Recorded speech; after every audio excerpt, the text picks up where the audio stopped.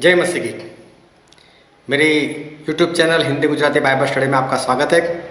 मैं स्टैनली मैकवान। इस वक्त हम प्रकाशित वाक्य की बाइबल स्टडी कर रहे हैं और उसके आखिरी हिस्से में है, और इसलिए मेरे साथ मेरे चैनल में बने रहो। मेरे चैनल को सब्सक्राइब करो, साथ में बेल आइकन को टच करो, ताकि जैसे जैसे मैं वीडियो बना कर रखूँ तुरंत उसकी नोटिफिकेशन आपको मिल जाए और इन अंतिम दिनों में आप परमेश्वर के वचन और उनके ज्ञान को प्राप्त करते हुए आप बचाए जाओ। तो मेरे साथ बने रहो।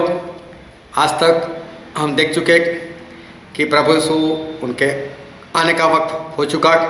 यहाँ तक हम बाइबल स्टडी कर चुके, और जब वो बादलों पर आएंगे हमको लेने के लिए, तो ऐसा होगा कि उस स्वर्गदूतों को भेजेंगे और स्वर्गदूत सारे विश्वासियों को जिनके अंदर पवित्र आत्मा थे उन सभी को उठाकर उनके पास लेकर जाएंगे, और परमेश्वर खुद उनकी आत्माओं को लेकर आएंगे जो प्रभु में मर चुके थे, और वो सभी आत्माएं अपनी अपनी कब्र में से एक नया शरीर धारण करते हुए, स्वर्गीय शरीर धारण करते हुए, वो भी स्वर्ग में आकाश में बादलों पर प्रभु के पास खींचे जाएंगे।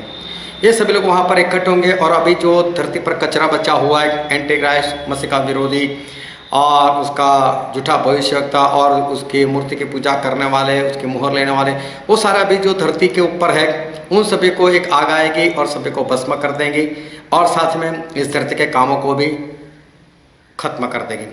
और फिर ये सभी भस्म हो जाएंगे और एक हवा आएगी, सभी को उड़ाकर, उस राख को उड़ाकर लेकर चली जाएगी, और धरती एक एदन बाग के समान हो जाएगी। और उसके बाद परमेश्वर ऊपर से नीचे आएंगे सभी को लेकर, और इस धरती पर वो 1000 साल का राज शुरू करेंगे। उससे पहले जो प्रभु यीशु के 12 चेले हैं, तो वो सिंहासन के ऊपर बैठेंगे, सभी लोगों का न्याय करेंगे। ये सभी लोग सिर्फ परमेश्वर के लोग हैं, इनमें से कोई भी नरक में नहीं जाने वाला। लेकिन किसने परमेश्वर में रहकर कैसा काम किया, कितना ज़्यादा काम किया, कितना कम काम किया, जैसे किसी ने 10 मुहरें बना ली थी, किसी ने 5 मुहरें बना ली थी, उस तरह से। तो जिसको जो काम देना है, जो पोस्ट देनी है, वो पोस्ट देंगे। जैसे MLA होता है, सरपंच होता है, फिर मुख्यमंत्री होता है, उस तरह से। तो ऐसे सभी लोगों को पोस्ट दी जाएगी।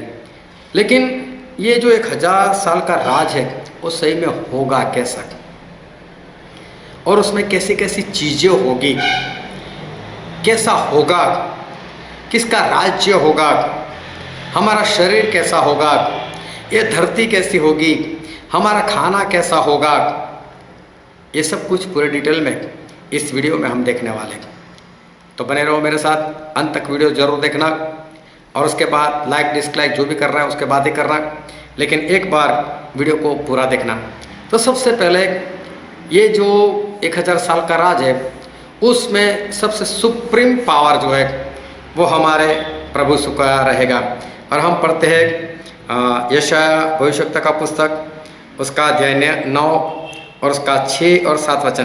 क्योंकि हमारे लिए एक बालक उत्पन्न होगा, मतलब प्रभु यीशु बालक उत्पन्न हुआ, हमें एक पुत्र दिया गया है, और प्रभुता उसके कंधे पर होगी, और उसका नाम अद्भुत, युक्ति करने वाला, पराक्रमी परमेश्वर, अनंत काल का पिता और शांति का राजकुमार रखा जाएगा। ये सारे प्रभु यीशु के काम हैं। उसकी प्रभुता सर्वदा बढ़ती रहेगी और उसकी शांति का अंत न होगा। इसलिए वे उसको दाऊद की राजगद्दी पर इस समय से लेकर सर्वदा के लिए न्याय और धर्म के द्वारा स्थिर किए और संभाले रहेगा। सेनाओं के यहोवा की धुन के द्वारा यह हो जाएगा। देखो, ऐसा हो जाएगा। उस वक्त सिर्फ हमारे परमेश्वर प्रभु यीशु का राज जो है वो इस धरती के ऊपर रहेगा। और भी आगे हम पढ़ते हैं दानियेल का पुस्तक, उसका 2 अध्याय और उसका 44 और 45 वचन। और उन राजाओं के दिनों में स्वर्ग का परमेश्वर एक ऐसा राज्य उदय करेगा जो अनंत काल तक न टूटेगा, और न वह किसी दूसरी जाति के हाथ में किया जाएगा, वरन वह उन सब राज्यों को चूर चूर करेगा और उनका अंत कर डालेगा, और वह सदा स्थिर रहेगा। यहाँ पर भी लिखा है ये प्रभु यीशु का राज्य। जैसा तूने देखा कि एक पत्थर किसी के हाथ के बिन खोदे पहाड़ में से उखड़ा, और उसने लोहे, पीतल, मिट्टी, चांदी और सोने को चूर चूर किया, इसी रीति से महान परमेश्वर ने राजा को जताया है कि इसके बाद क्या क्या होने वाला है। न स्वप्न में और न उसके फल में कुछ संदेह है। ये प्रभु यीशु का राज है। और प्रभु यीशु उस वक्त 1000 साल में वो सुप्रीम पावर वो रहेंगे। फिर उसका 7वां अध्याय दानियेल भविष्यवक्ता का पुस्तक, उसका 7वां अध्याय और उसका 13वां वचन। और यहाँ पर हम पढ़ते हैं, मैंने रात में स्वप्न में देखा और देखो मनुष्य के संतान सा कोई आकाश के बादलों समेत आ रहा था, ये प्रभु यीशु, और वह उस अति प्राचीन के पास पहुंचा और उसको वे उसके समीप लाए। फिर आगे पढ़ते 14वां वचन, तब उसको ऐसी प्रभुता महिमा राज्य दिया गया कि देश देश और जाति जाति के लोग और भिन्न भिन्न भाषा बोलने वाले सभी उसके अधीन हो, और उसकी प्रभुता सदा तक अटल और उसका राज्य अविनाशी ठहरा। ये प्रभु उसका राज्य अविनाशी रहेगा। फिर इसी का और आगे वचन पढ़ते उसका 27वां वचन, और यहाँ पर लिखा है,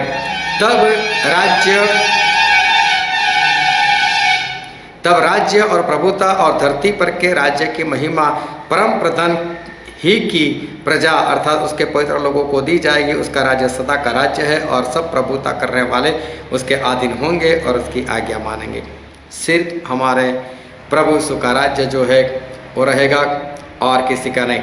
फिर लूका में भी लिखा है उसका 1 अध्याय और उसका 32 और 33 वचन, वह महान होगा और परम प्रधान का पुत्र कहलाएगा और प्रभु परमेश्वर उसके पिता दाऊद का सिंहासन उसको देगा और वह याकूब के घराने पर सदा राज्य करेगा और उसके राज्य का अंत न होगा। उस वक्त सिर्फ हमारे प्रभु यीशु का राज्य है और किसी का राज्य नहीं है, सिर्फ हमारे प्रभु यीशु का राज्य है। यही बात प्रकाशित वाक्य उसके 4 से लेकर 6 में बात लिखी है, इफिसी 5 और 5 में भी ये बात लिखी है, और 2 तीमोथी 4 के 1 में भी यही बात लिखी कि हमारे परमेश्वर प्रभु यीशु का राज जो है वो 1000 साल में उनका ही राज रहेगा। फिर ये जो परमेश्वर का राज्य है उसको क्या कहा गया है, हम आगे पढ़ते हैं यशायाह भविष्यवक्ता का पुस्तक उसका 2 अध्याय और उसका 11वां वचन, क्योंकि आदमियों की घमंड भरी आंखें नीची की जाएगी और मनुष्य का घमंड दूर किया जाएगा और उस दिन केवल यहोवा ही ऊंचे पर विराजमान रहेगा। ये परमेश्वर का दिन कहलाएगा और परमेश्वर का दिन ये कहलाएगा। और फिर आगे हम पढ़ते हैं यशायाह भविष्यवक्ता का पुस्तक और उसका 24वां अध्याय,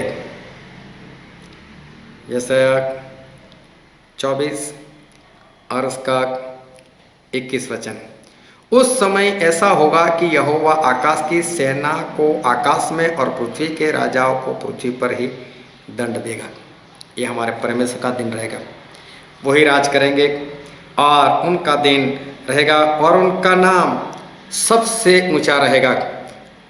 हम पढ़ते हैं इफिसी उसका 1 अध्याय और उसका 21 वचन, सब प्रकार की प्रधानता और अधिकार और सामर्थ और प्रभुता के और हर एक नाम के ऊपर जो न केवल इस लोक में पर आने वाले लोक में भी लिया जाएगा बिठाया। प्रभु यीशु का नाम पूरी धरती के ऊपर सबसे बड़ा नाम रहेगा। फिर वो 1000 साल कैसा होगा, उसका 2 अध्याय इफिसी 2 और उसका 7 वचन, कि वह अपनी उस कृपा से जो मसीह यीशु में हम पर है आने वाले समय में अपने अनुग्रह का असीम धन दिखाएगा। ये 1000 साल में परमेश्वर मसीह की कृपा वो हम पर बहुत ही जोरों से रहेगी। फिर हम पढ़ते हैं 2 तीमोथी 4 अध्याय 1 वचन, परमेश्वर और मसीह यीशु को गवाह करके जो जीवितों और मरे हुओं का न्याय करेगा, उसे और उसके प्रकट होने और उसके राज्य को सुधि दिलाकर मैं तुझे चिताता हूँ। क्या करेगा? जो मरे हुओं का और जीवितों का न्याय करेगा। उस वक्त 1000 साल में हमारे प्रभु यीशु जो है वो जज है, हमारे प्रभु यीशु राज करने वाले और हमारे प्रभु यीशु ही वो जज ठहरेंगे। फिर प्रकाशित वाक्य में ऐसा लिखा है, प्रकाशित वाक्य उसका 11वां अध्याय और उसका 15वां वचन, और जब 7वें दूत ने तुरही फूंकी तो स्वर्ग में इस विषय के बड़े बड़े शब्द होने लगे कि जगत का राज्य हमारे प्रभु का और उसके मसीह का हो गया है। अब इस जगत का राज जो है वो प्रभु मतलब इस जगत का, इस धरती के ऊपर 1000 साल का राज जो है वो हमारे प्रभु यीशु का रहेगा। और फिर पहले कुरिन्थ में भी लिखा है उसका 15 अध्याय और उसका 24 वचन, इसके बाद अंत होगा, उस समय वह सारी प्रधानता और सारा अधिकार और सामर्थ्य का अंत करके राज्य को परमेश्वर पिता के हाथ में सौंप देगा। सब कुछ खत्म करने के बाद प्रभु यीशु अपना राज्य पिता को देंगे, लेकिन तब तक 1000 साल तक तो हमारे प्रभु यीशु जो है वो राज करेंगे, हमारे प्रभु यीशु राज करेंगे। फिर बाइबल में लिखा है, हम पढ़ते हैं मत्ती रचित सुसमाचार और उसका 19वां अध्याय और उसका 28 वचन, यीशु ने उनसे कहा कि मैं तुमसे सच कहता हूं कि नई उत्पत्ति में जब मनुष्य का पुत्र अपनी महिमा के सिंहासन पर बैठेगा तो तुम भी जो मेरे पीछे हो लियो 12 सिंहासनों पर बैठकर इस्राएल के 12 गोत्रों का न्याय करोगे। नई उत्पत्ति, नई सृष्टि, 1000 साल में ये सारे सृष्टि जो है वो नई है, नई सृष्टि है। फिर हम पढ़ते हैं प्रेरितों के काम उसका 3रा अध्याय और हम पढ़ते हैं 19, 20 और 21, इसलिए मन फिराओ और लौट आओ कि तुम्हारे पाप मिटाए जाए, जिससे प्रभु के सन्मुख विश्रांति के दिन आए। ये 1000 साल का जो दिन है उसे विश्रांति का दिन, मतलब कि प्रभु यीशु के समय में पूर्ण रीति से विश्रांति है, शांति है, आराम है उस 1000 साल में। जैसे जैसे आगे बढ़ोगे आपका इंटरेस्ट बढ़ता रहेगा, लेकिन बढ़ते चलो। फिर लिखा है जकरिया में, जकरिया और उसका 14 अध्याय और उसका 7 वचन, और लगातार एक ही दिन होगा जिसे यहोवा ही जानता है, न तो दिन होगा न रात होगी, परंतु सांझ के समय उज्याला होगा। 1000 साल में ऐसा होगा, ना बहुत कड़ी धूप ना अंधेरा, लेकिन शाम के वक्त कैसा उज्याला होता है, ऐसा आँख नहीं करनी पड़ती, ऐसा आँख नहीं करनी पड़ती। ऐसे दिन मतलब शांति से देख सकते हैं, ऐसे दिन, ऐसा प्रकाश उस वक्त वो होगा।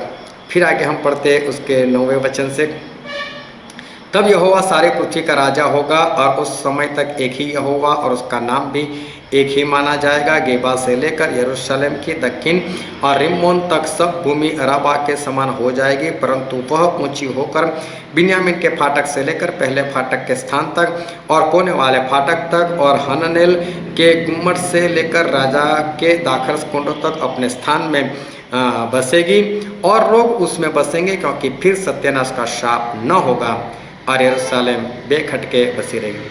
अब कोई शाप नहीं होगा 1000 साल में, कहीं पर किसी तरह का कोई शाप नहीं है। फिर यशायाह भविष्यवक्ता के पुस्तक में लिखा है, यशायाह उसका 2रा अध्याय और 3रा वचन,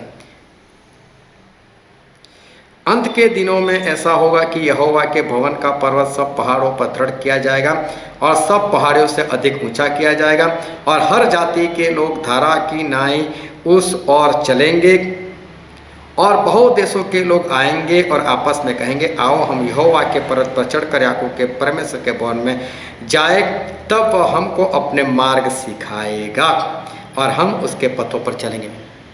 मतलब सारे कानून, सरकार वो हमारे परमेश्वर की होगी और हमारे परमेश्वर की सरकार जो है वो वहाँ पर होगी। यही बात हम पढ़ते हैं यहेजकेल में और उसका 43 और उसका 2रा वचन, तब इज़राइल के परमेश्वर का तेज पूर्व दिशा से आया और उसकी वाणी बहुत से जल की घर घराहट सी हुई और उसके तेज से पृथ्वी प्रकाशित हुई, और परमेश्वर का प्रकाश, परमेश्वर का तेज, और उसमें लोग चलेंगे और ये सरकार, ये तेज हमारे परमेश्वर का उस 1000 साल में जो है वो बना रहेगा।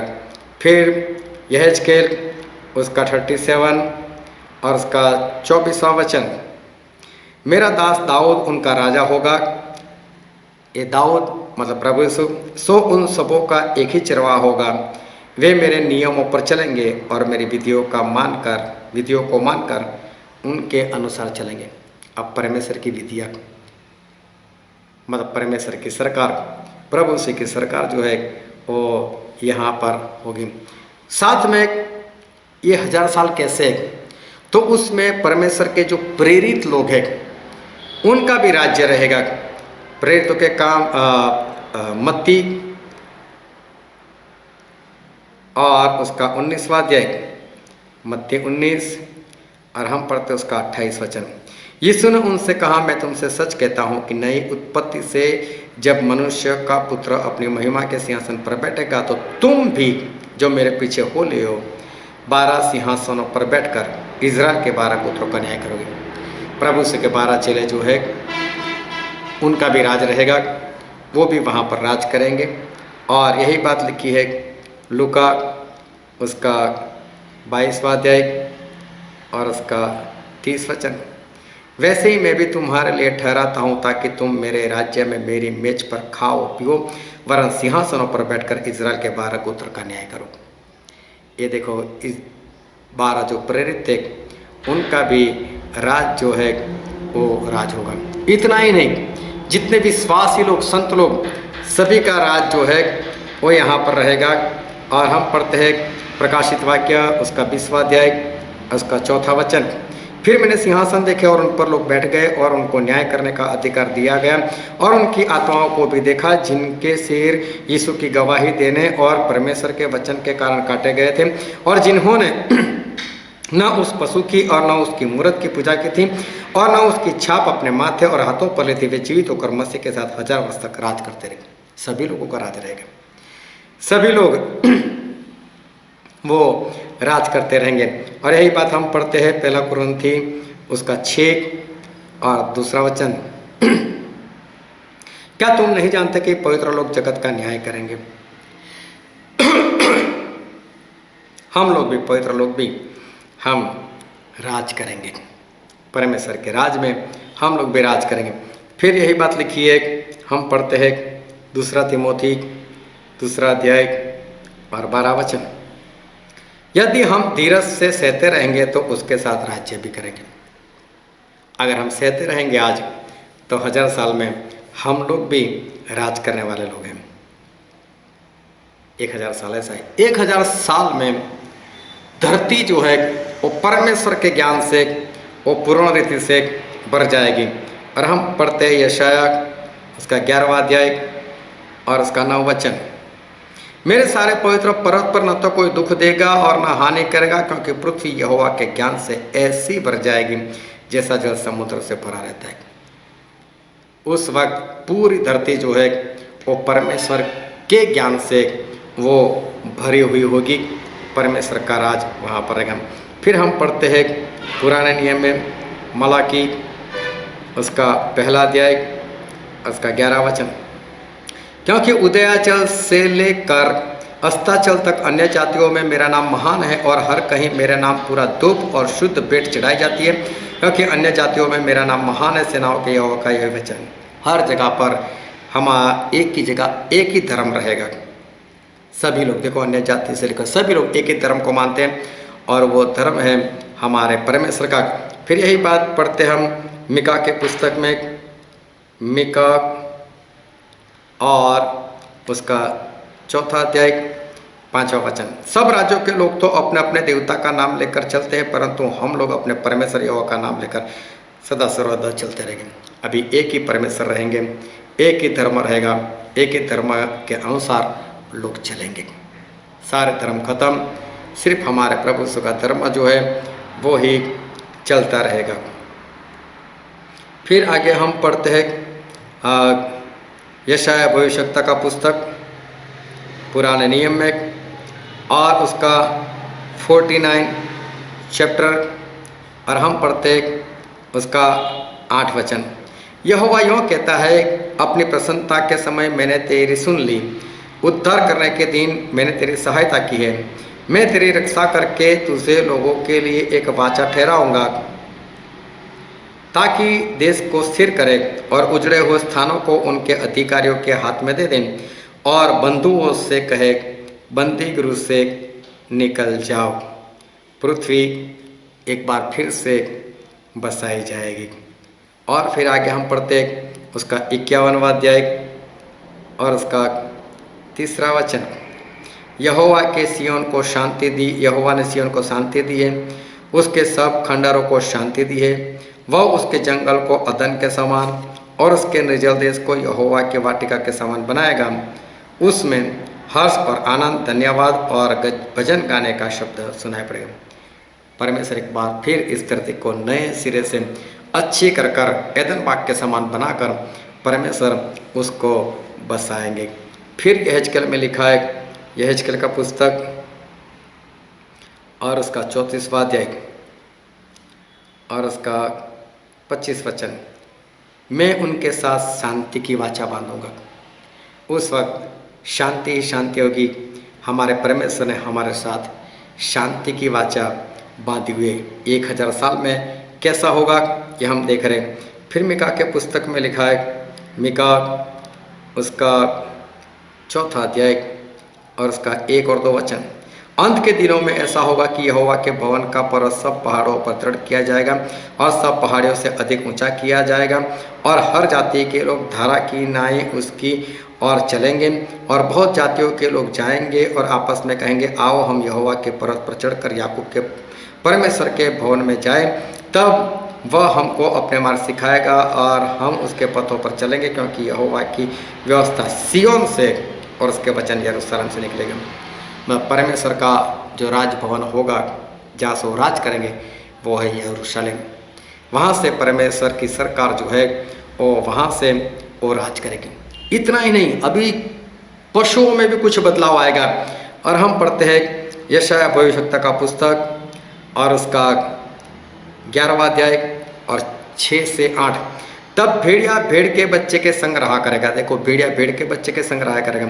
चीता बकरी के बच्चे के साथ बैठा करेगा, बकरी के बच्चे के साथ चीता बैठेगा। और फिर और बछड़ा और जवान सिंह और पाला पोसा हुआ बैल तीनों इकट्ठे रहेंगे और एक छोटा लड़का उनकी अगुवाई करेगा। फिर आगे पढ़ते हैं, गाय और रिछनी मिलकर चरेगी और उनके बच्चे इकट्ठे बैठेंगे और सिंह बैल की नाई घास खाया करेगा। फिर आगे पढ़ते हैं, दूध पीता हुआ बच्चा करत के बिल पर खेलेगा और दूध छुड़ाया हुआ लड़का नाक के बिल में वो हाथ डालेगा। देखो, सारे पशुओं में भी बदलाव आ गए। अभी वो किसी का शिकार नहीं कर रहे, सांप किसी को जहर से मार नहीं रहा है। अभी सभी लोग में सुधार आ चुका। और छोटे बच्चा, दूध पीता हुआ बच्चा, दूध छिड़ाया हुआ बच्चा, ऐसे सभी लोग उस बड़े बड़े शेर के साथ, नाग के साथ, सांप के साथ वो खेलते रहेंगे और कोई किसी का शिकार नहीं करेगा और सब कुछ वहाँ पर अच्छा रहेगा। फिर यशायाह भविष्यवक्ता के पुस्तक में लिखा है, उसका 2रा अध्याय, यशायाह भविष्यवक्ता का पुस्तक उसका 2रा अध्याय और हम पढ़ते उसका 4वां वचन। वह जाति जाति का न्याय करेगा और देश देश के लोगों के झगड़ों को मिटाएगा और वे अपनी तलवारें पीट कर हल के फल और अपने भालों को हंसिया बनाएंगे। हर एक जाति दूसरी जाति के विरुद्ध फिर तलवार न चलाएगी, न लोग भविष्य में युद्ध की विद्या सीखेंगे। अभी कहीं पर कोई युद्ध नहीं, किसी हथियार की जरूरत नहीं, चारों ओर बस शांति और शांति है। और आगे हम पढ़ते हैं यशायाह भविष्यवक्ता का पुस्तक उसका 62वां अध्याय और हम पढ़ते हैं उसका 8 वचन। यहोवा ने अपने दाहिने हाथ की और अपने बलवंत पूजा की शपथ खाई कि निश्चय में भविष्य में तेरा अन्न अब फिर तेरे शत्रुओं को खाने के लिए न दूंगा और परदेशियों के पुत्र तेरा नया मधु जिसके लिए तूने परिश्रम किया है नहीं पीने पाएंगे। अब कोई युद्ध नहीं, अब सब जगह पर शांति ही शांति है। और फिर यशायाह भविष्यवक्ता के पुस्तक में लिखा है उसका 35वां अध्याय और उसका आखिरी वचन 10 वचन। और यहोवा के छुड़ाए हुए लोग लौटकर जय जयकार करते हुए सिय्योन से आएंगे और उनके सिर पर सदा का आनंद होगा। वे हर्ष और आनंद पाएंगे और शोक और लंबी सांस का लेना जाता रहेगा। अभी कहीं पर कोई दुख नहीं, अब सभी जगह पर आनंद ही आनंद है। फिर उसका 65वां अध्याय यशायाह भविष्यवक्ता का पुस्तक उसका 65वां अध्याय और उसका 19 वचन। मैं आप यरूशलेम के कारण मगन और अपनी प्रजा के हेतु हर्षित होऊंगा। उसमें फिर रोने या चिल्लाने का शब्द न सुनाई देगा। अभी रोना नहीं है वहाँ पर, अभी वहाँ पर कोई भी दुख जो है वो वहाँ पर नहीं है। फिर हम आगे पढ़ते हैं यशायाह भविष्यवक्ता का पुस्तक, उसका 60 और वचन है 18। और यहाँ पर ऐसा लिखा है, तेरे देश में फिर कभी उपद्रव और तेरे सिवानों के भीतर उत्पात या अंधेर की चर्चा न सुनाई पड़ेगी, परंतु तू अपने शहर पना का नाम उद्धार और अपने फाटकों का नाम यश रखेगी। अब कहीं पर कोई विनाश करने वाला नहीं, अब कहीं पर कोई मारने वाला जो है वो यहाँ पर नहीं है। फिर मीका भविष्यवक्ता के पुस्तक में हम पढ़ते हैं, मीका भविष्यवक्ता का पुस्तक, उसका 4 अध्याय 4 वचन, और लोग आगे को युद्ध विद्या न सीखेंगे, परंतु वे अपनी अपनी दाखलता और अंजीर के वृक्ष तले बैठा करेंगे और कोई उनको न डराएगा। अभी कोई डराने वाला नहीं है, अभी सभी लोग एक दूसरे के साथ अच्छे से रहते, कोई किसी को डराने वाला नहीं है। फिर यशायाह भविष्यवक्ता के पुस्तक में लिखा है, उसका 49 और उसका 10 वचन, वे भूखे और प्यास से नहीं होंगे, न लहू न धाम उन्हें लगेगा, क्योंकि वह जो उन पर दया करता है वही उनका अगुआ होगा और जल के सोतों के पास उन्हें ले चलेगा। अब ना भूख होगी ना प्यास होगी। और यही बात और आगे हम पढ़ते उसका 62वां अध्याय 62 और उसका 9 वचन, केवल वे ही जिन्होंने उसे खत्ते में रखा हो उससे खाकर यहोवा की स्तुति करेंगे, और जिन्होंने दाख मधु भंडारों में रखा है वे ही उसे पवित्र स्थान के आंगनों में पीने पाएंगे।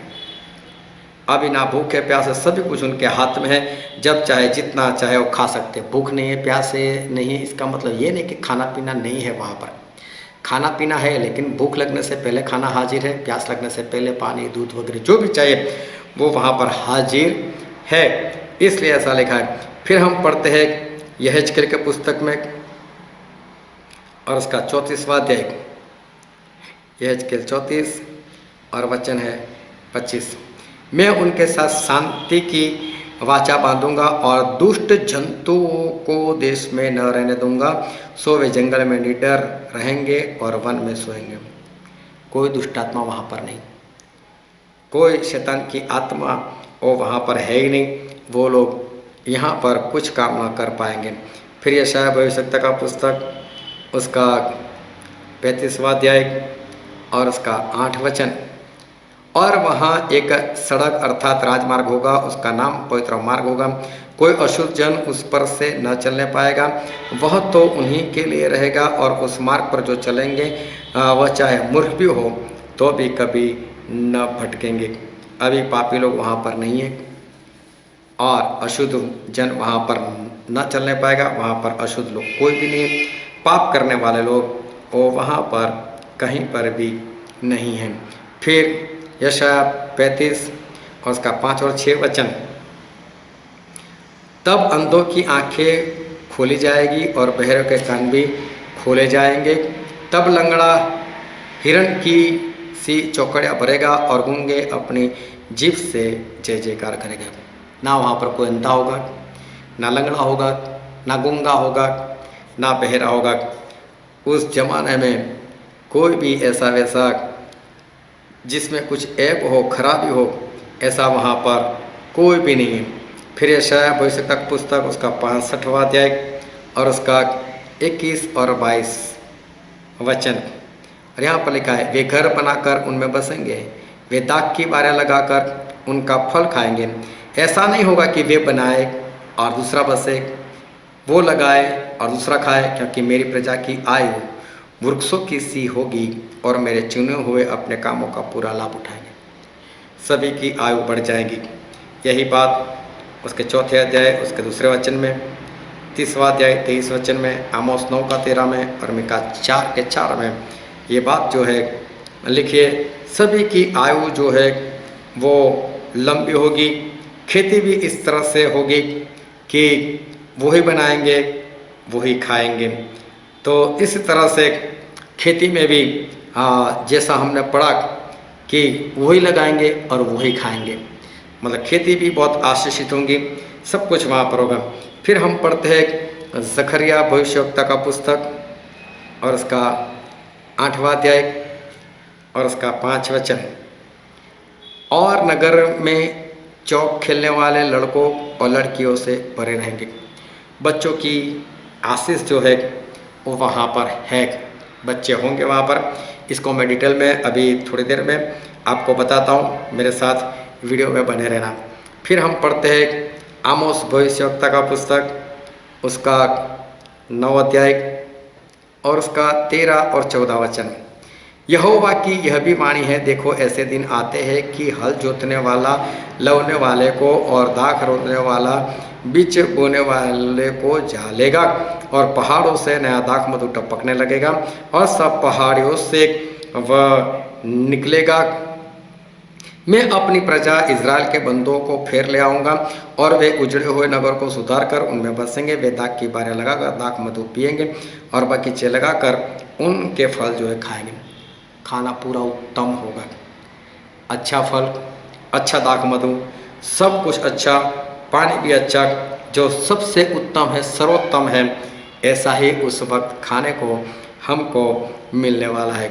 फिर हम पढ़ते हैं यहेजकेल का पुस्तक, यहेजकेल उसका 34वां अध्याय और उसका 27 वचन। और मैदान के वृक्ष फलेंगे और भूमि अपनी उपज उपजाएगी, और वे अपने देश में निडर रहेंगे। और जब मैं उनके जुए को तोड़कर उन लोगों के हाथ से छुड़ाऊंगा, सो उनसे सेवा कराते हैं, तब वे जान लेंगे कि मैं यहोवा हूँ। तो यहाँ पर लिखने के अनुसार बहुत सारे फल आएंगे कि भूमि अपनी उपज उपजाएगी और वे अपने देश में निडर रहेंगे। और लिखा है और मैदान के वृक्ष फलेंगे, बहुत सारे फल जो है वो वहाँ पर होंगे। फिर यशायाह भविष्यवक्ता का पुस्तक और उसका 30वां अध्याय और उसका 23 वचन। और वह तुम्हारे लिए जल बरसाएगा कि तुम खेत में बीज बो सको, और भूमि की उपज भी उत्तम और बहुतायत से होगी। उस समय तुम्हारे जानवरों को लंबी चौड़ी चराई मिलेगी, मतलब कि रेगुलर बरसात होगी, अकाल कभी नहीं पड़ेगा, और ज़्यादा बरसात जो है वो भी कभी नहीं होगी। और फिर योएल भविष्यवक्ता के पुस्तक में लिखा है, योएल भविष्यवक्ता का पुस्तक और उसका 3रा अध्याय और आखिरी वचन 21। क्योंकि उनका खून जो अब तक मैंने पवित्र नहीं ठहराया था, उससे अब पवित्र ठहराऊंगा, क्योंकि यहोवा सिय्योन में वास किए रहता है। अभी लगातार हमारे परमेश्वर की उपस्थिति रहेगी। बोले यहोवा सिय्योन में वास किए रहता है, अभी लगातार हमारे परमेश्वर की उपस्थिति वो हमारे साथ रहेगी। और फिर मलाकी और उसका 3रा अध्याय और उसका 17 वचन। सेनाओं का यहोवा यह कहता है कि जो दिन मैंने ठहरा है, उस दिन वे लोग मेरे वरन मेरे निज भाग ठहरेंगे, और मैं उनको ऐसी कोमलता करूँगा जैसी कोई अपने सेवा करने वाले पुत्र से करे। हम सब परमेश्वर का धन ठहरेंगे, उनके पुत्र ठहरेंगे। देखो 1000 साल का राज ऐसा है, बरसात वक्त पर बहुत सारे फल, कोई शत्रु नहीं, कोई दुश्मन नहीं, कोई दुष्टात्मा नहीं, कोई शैतान नहीं, कोई पाप नहीं, कोई भी जंगली पशु नहीं, वो सारे पशु हमारे साथ अच्छे से रहते। लेकिन एक खास बात जो मैं यहाँ पर कहना चाहता हूँ वो ये है कि कई लोग इस बात को नहीं समझ पाते। परमेश्वर ने सबसे पहले किसको बनाया? आदम, और फिर उसको एक सहायता करने के लिए उसको पत्नी दी, और उनको ऐसा कहा बढ़ो, पृथ्वी को भर दो। कई लोग ऐसा समझते हैं कि ये स्त्री और पुरुष का जो शारीरिक संबंध है वो पाप है। ऐसा नहीं है, वो पाप नहीं है, वो परमेश्वर की आशीष है। बच्चे परमेश्वर का दिया हुआ धन है, बच्चे पैदा करना गलत नहीं है। कई लोग ऐसा समझते हैं कि पाप आया इसलिए बच्चे हुए, ऐसा नहीं है। बाइबल में पढ़कर देखना, परमेश्वर ने इंसान बनाकर तुरंत उनको आशीष दी थी। उत्पत्ति 1:28 में फलो और बढ़ो और पृथ्वी को भर दो, तभी ऐसी आशीष दी थी। परमेश्वर की कृपा से बच्चे पैदा होते हैं। फिर उत्पत्ति उसके 6 अध्याय पढ़ना, तो वहाँ पर ऐसा लिखा है जो स्वर्गदूत है ना, उन्होंने क्या पाप किया था। उन्होंने इस संसार की स्त्रियों को देखा और उनके साथ व्यभिचार किया। इसका मतलब शारीरिक संबंध स्वर्गदूत बना सकते थे, तभी तो बनाया। तो शारीरिक संबंध बनाना वो पाप नहीं है, वो गलत नहीं है। वो गलत कब है कि जब आप किसी और पात्र के साथ ये काम करते हो। आप अपनी पत्नी के साथ, पति के साथ जो भी शारीरिक संबंध बनाते हो उसमें कोई गलत नहीं, ये परमेश्वर की ओर से ठहराया हुआ है, ये आशीष है। स्वर्गदूतों ने भी व्यभिचार का पाप किया, मतलब वो लोग ऐसा कर सकते हैं, उनके पास शारीरिक क्षमता है। तो 1000 साल के राज्य में जो यश आया उसका 11वां अध्याय 6 से 9 हमने पढ़ा, उसको एक बार फिर से पढ़ लेना। दूध पीता हुआ बच्चा और दूध छुड़ाए हुए बच्चे की वहाँ पर बात की। इसका मतलब वहाँ पर दूध पीते बच्चे हैं, तो कहाँ से है? वहाँ पर पति और पत्नी का संबंध है। कई लोगों को वो बात याद आएगी कि प्रभु ने ऐसा कहा कि वो लोग स्वर्गदूतों के समान है, वहाँ पर पति और पत्नी नहीं है। हाँ, वो हम लोग बोलते पति और पत्नी, लेकिन परमेश्वर की निगाह में वो एक कपल है, एक जोड़ा है। वो तो हमने नाम दे दिया, एक पति और एक पत्नी, एक जोड़ा है, कपल है। परमेश्वर ने सभी जो जगह पर सभी लोगों में जोड़ा बनाया, चाहे पशु हो चाहे पंछी हो, जोड़ा बनाया ताकि वो बढ़े। तो 1000 साल के राज्य में भी ऐसा है, वहाँ पर भी स्त्री है, वहाँ पर भी पुरुष है, वहाँ पर भी बच्चे पैदा है। लेकिन प्रभु ने कहा कि जो मेरे लिए यहाँ पर छोड़ते उनको मैं वहाँ पर दूंगा। आज इस बात को छोड़ो, आज पहले परमेश्वर को स्थान दो। पत्नी के लिए परमेश्वर को मत छोड़ो, पति के लिए परमेश्वर को मत छोड़ो। वो कब तक आपके साथ रहेंगे? लेकिन अगर आप स्वर्ग में पहुंच जाओगे तो वहाँ 1000 साल के लिए आपके साथ लगातार आपकी पत्नी आपका पति बना रहेगा। और इसलिए अगर आपका पति या आपकी पत्नी नहीं मानती परमेश्वर को, उनके लिए प्रार्थना करो ताकि इस 1000 साल में आ जाए। आपको राज करना है वहाँ पर, जो भी खाना खा सकते हो। आपके पास स्वर्गीय शरीर है, वो शरीर ऐसा है जैसा प्रभु यीशु पुनरुत्थान के बाद उनको मिला था। बंद दरवाजे से आ जाते थे, बंद दरवाजे से चले जाते थे। अगर आपको अमेरिका घूमने के लिए जाना है उस 1000 साल में जाओ, बस अपनी इच्छा प्रकट करो अमेरिका, और आँख खोलोगे तो अमेरिका होगा। आपको कश्मीर घूमने जाना है, बस बोलो कश्मीर, और कश्मीर में होंगे आप, क्योंकि आपका शरीर ऐसा वैसा नहीं है। आप उड़ सकते हो, आप कितना भी दौड़ो थकोगे नहीं, पेट बढ़ेगा नहीं, थकोगे नहीं, चर्बी नहीं बढ़ेगी। कितना अच्छा है। और इस धरती पर आज आप खाते हो तो कभी डर लगता है कहीं अटैक ना आ जाए। उस वक्त आपको जो भी खाना, जितना भी खाना है आप खा सकते हो, वेज से लेकर नॉन वेज से लेकर कुछ भी। बस आप वो नहीं खा सकते जिसमें नशे वाली बात, वो होगी भी नहीं वहाँ पर। ऐसा कुछ पी नहीं सकते जिसमें नशा हो, क्योंकि वो होगा भी नहीं वहाँ पर। लेकिन आप ये 1000 साल वो बहुत ही बढ़िया है। ना कोई युद्ध, ना कोई निंदा, कुछ भी नहीं। सभी लोग एक दूसरे के साथ बढ़िया से रहेंगे, शांति में रहेंगे, आनंद में रहेंगे। बरसात वक्त पर होती रहेगी, आपको परेशान नहीं करेगी। ना कोई धूप आपको परेशान करेगी, कोई रुत आपको परेशान नहीं करेगी। ना कोई बीमारी है वहाँ पर, ना भूख है ना प्यास है, मतलब खाने से पहले खाना हाजिर है, पीने से पहले पानी दूध वगैरह हाजिर है। आप सब कुछ आप कर सकते हो, शांति से रह सकते हो। 70-80 साल में उसके पीछे मत भागो, 1000 साल के लिए आज से भागो। बहुत बढ़िया है। परमेश्वर आपको आशीष दे। आमीन।